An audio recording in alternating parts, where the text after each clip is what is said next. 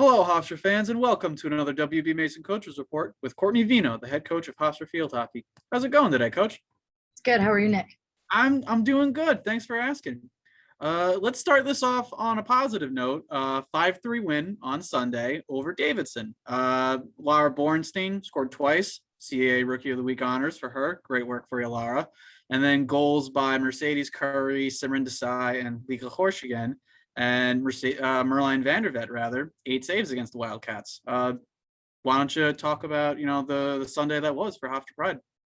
Yeah, it was a very exciting game. It was a very transitional game, back and forth, and ultimately, I think we capitalized on many opportunities, both in free play and attack penalty corner options. So it was good to see people continuing to get on the scoreboard, and 5 goals is significant. So happy with the play and happy with the direction we're heading. Yeah, absolutely. It's good to see Hofstra Pride scoring a lot of goals again. You mentioned the penalty corners. 27 total penalty corners in that game. 9 for Hofstra, 18 for Davidson. Like that.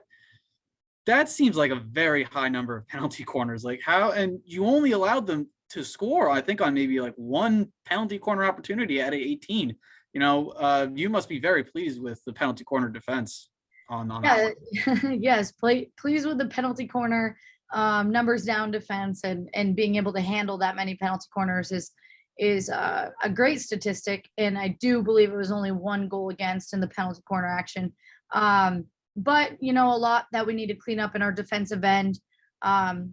It was a very, very, very tightly refed match in the defensive 25s on both sides of the court. So I was happy with our team's composure and kind of like the management of the game and the emotional control side of the game. I thought we, at the end of the day, stuck it through and finished the 60 minutes with the win. But yes, it was far too many defensive penalty corners given up by us.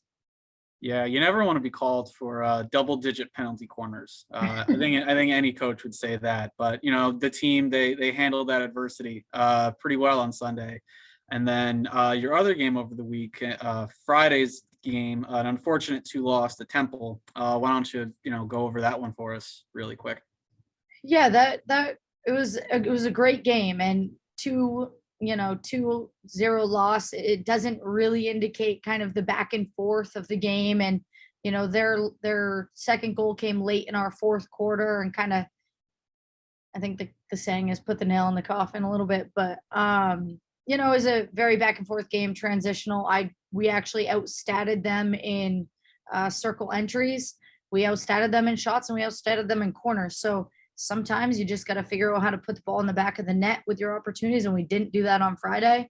That's part of the pride I have of the team, bouncing back on Sunday, and being able to kind of just like move on and push through. So we're a young team. It's gonna take time for us to really learn to put together 2 games a weekend. And right now we're rocking at 1. Yeah. Yeah, it was an unfortunate loss to a very talented Temple team. But like you said, you outstatted them. It's just unfortunately it didn't show that way on the scoreboard. But that it is positive signs to outstat a team as talented as Temple in a very difficult Big East conference. Yeah, and I think ultimately too, right? Like, you just want your team to find positives, and as a coach, you need to find positives in every game to keep pushing forward and learning on both sides of the ball. And we're doing that right now. And in the week of prep is we're trying to clean up as much as we can while we prepare for upcoming opponents and our scouting. And so it's been good. I think that we still have more in us, obviously, to put together 2-game win weekends, and continuing to grow confidence with our young kids and grow confidence with our returners, because they're learning they're learning as well, a new team, and kind of a different style of play that we're trying to play this season compared to last season. So it's fun. It's good stuff. Yeah, it looks like everyone's having fun out there at practice and in game time, even if things aren't going their way. Everyone's communicating, everyone's upbeat with each other there.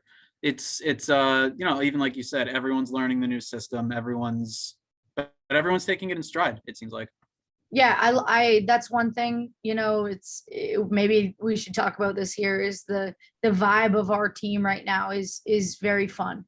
And it's competitive at the same time, and it's hard to find a balance between those two things, right? So at practice they show up, and they're laughing and they're enjoying each other, and then the minute the whistle blows for practice to start, it turns into a competitive atmosphere, and I'm really happy with that.